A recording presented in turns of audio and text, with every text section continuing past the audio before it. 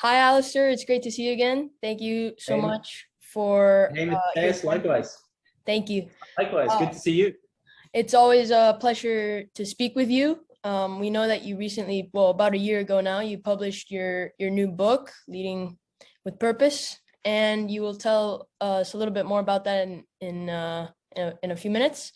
But today I want to reach or talk about a very important topic in junior tennis related to mental toughness and mental strength.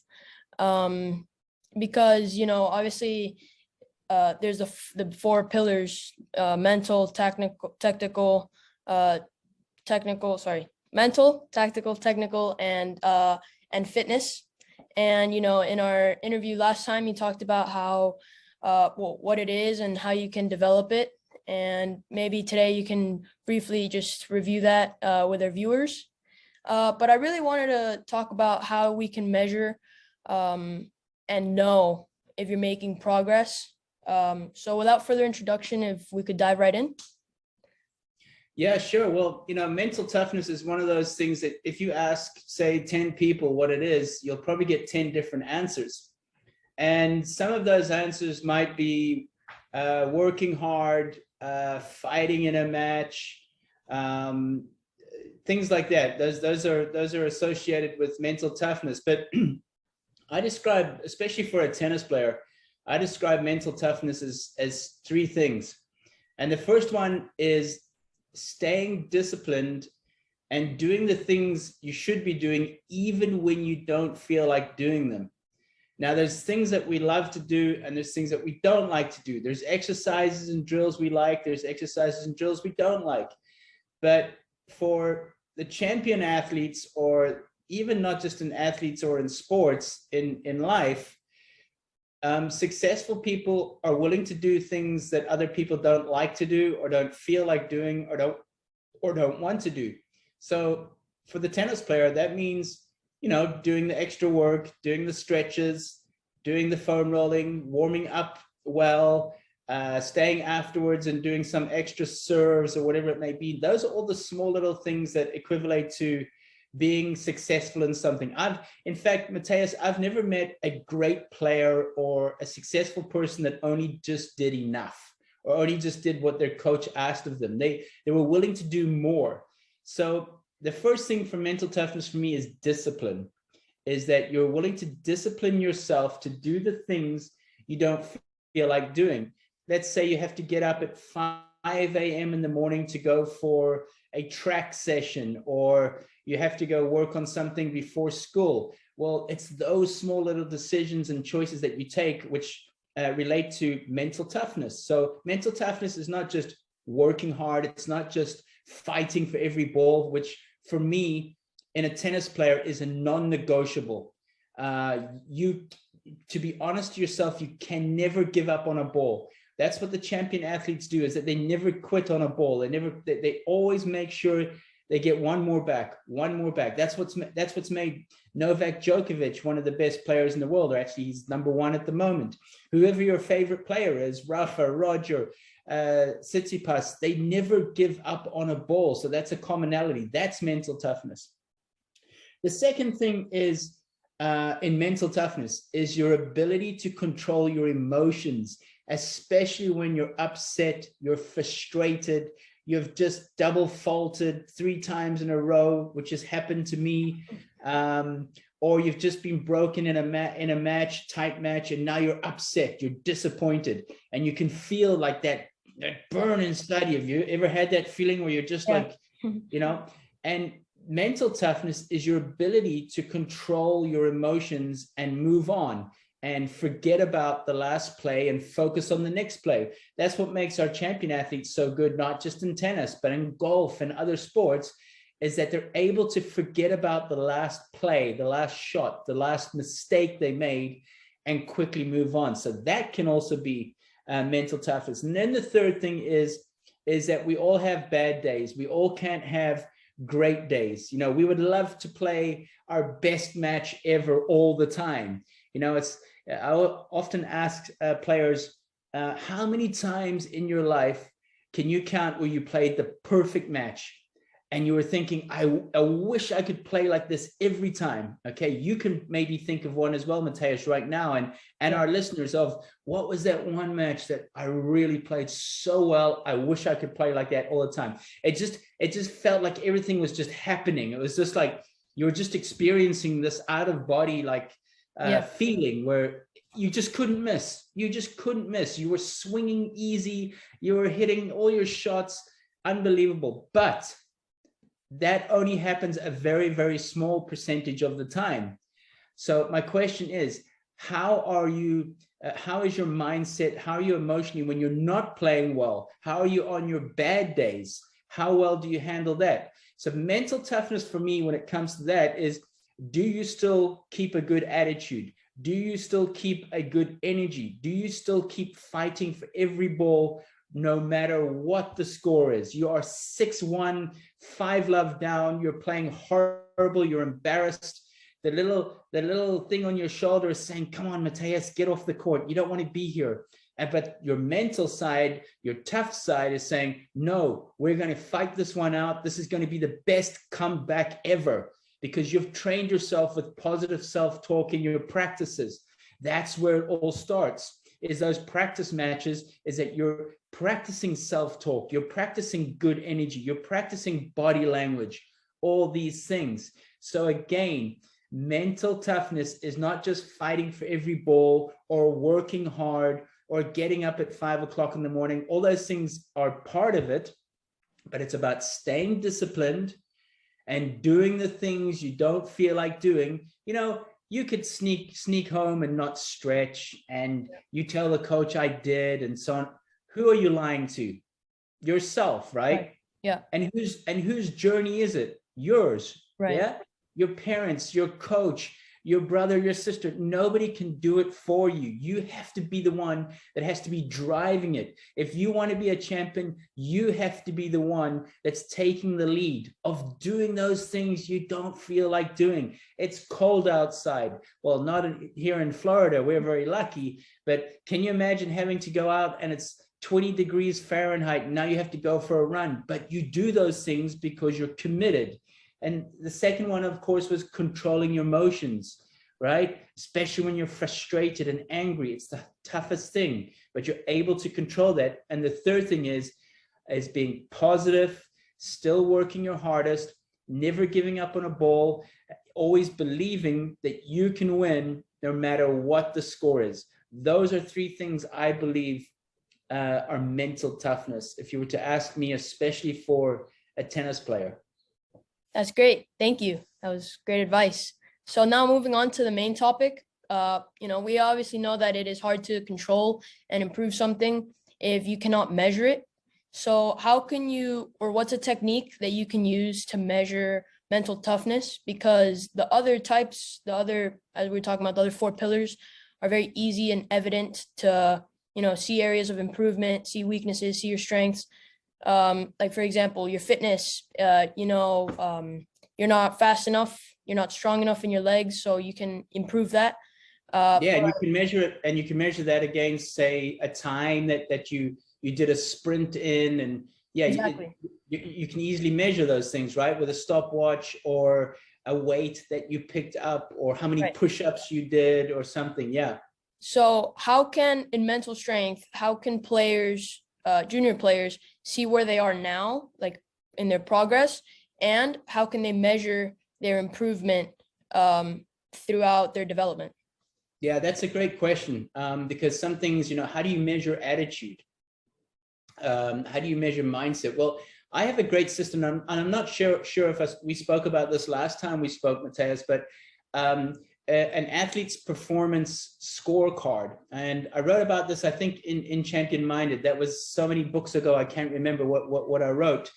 But something I do with my players that I work with is after every practice, they score themselves on their performance scorecard. And it could be three or four things. So after practice every day, you give yourself a score of 1 to 5, 1 being poor, 5 being excellent, on, for example, your body language that day. Okay, because we spoke about mental toughness being about these things of your body language, your energy, Energy could be one as well. Okay, so a score of 1 to 5. Your self-talk. How is your self-talk today in practice? A fourth one, for example, could be, what could a fourth one be? Being coachable or feedback. So you can choose what those 3 or 4 things are. It could be just the first 3 that we mentioned: body language, self-talk, and my energy today. How are those 3 things? Because if you're bringing those to every practice and you're bringing those to every match, you give yourself a way better chance of competing well, of performing well. Okay, so as mentioned previously, you don't get mentally tougher in a match. That work has already been done way before on the practice court, in the discipline we spoke about, in your mental toughness, getting up early in the morning or doing those things you don't feel like doing. That's where mental toughness is built. That's where grit and resilience are built. So a great way to measure yourself on the mental toughness side, because we discussed what is mental toughness before, we spoke about body language, self-talk, energy, these things, especially when it's not going well. How good are you on those? And, you know, if you're able to be conscious of those things, and you know that after your match, you're going to fill in a score and you're going to be honest with yourself. If you were angry or you maybe were muttering to yourself, you know, like you're very negatively, then you're going to be honest with yourself when you put down the score for self-talk, right?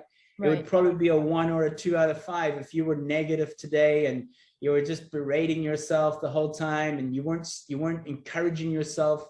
And then you would see, okay, today I wasn't great with my self-talk, which usually leads also to your body language and energy, right? If your self-talk isn't good, usually those other 2 things aren't really good either. So it's also something I ask players after they play matches. I ask them, let's look at your performance. How is your attitude? How is your self-talk? How is your energy today? Energy can be used as intensity, focus. These are all key words in terms of being mentally tough, being focused. Novak Djokovic, who I just mentioned, you see how mentally tough he is, especially even having the crowd against him and all these elements.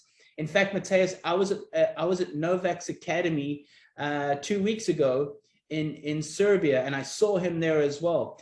And just what an example of a tough player, regardless if you're a Roger fan, Tsitsipas fan, Zverev, whoever you like, you've got to admire these qualities of the champions. So that's a nice, easy way for players to gauge. Like you said, it's easy to gauge your technical, tactical, your fitness, all these things. But how do we gauge our mindset?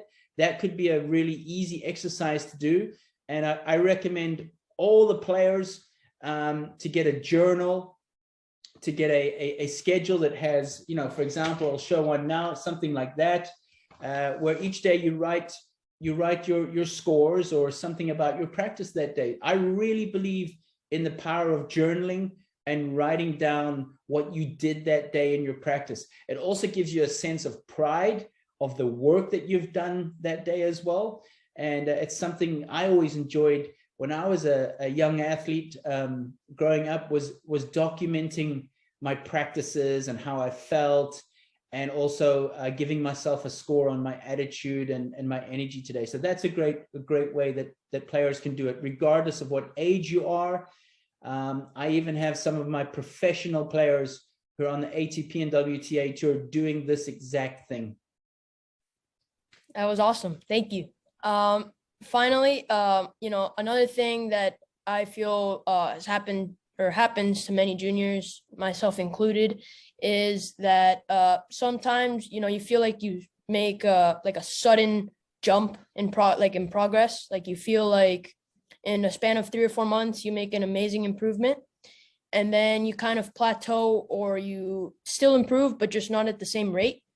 And, you know, sometimes it even feels like you go backwards sometimes. So how do you deal with like not getting frustrated and, you know, keeping motivation and just overall staying in line and not getting frustrated?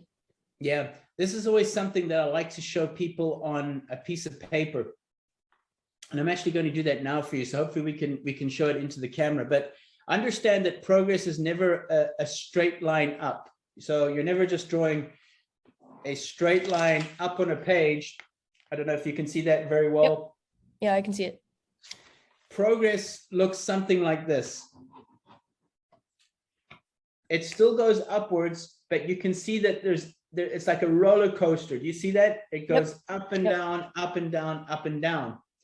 Now, obviously, it's nice to feel progress. It's nice to see the upwards, but part of the journey and part of understanding progress in anything, you could be playing an instrument, playing a sport, whatever it may be, is that there's going to be a up and down progress. Okay, but that line is going upwards. Maybe not as quickly as you'd like it always to.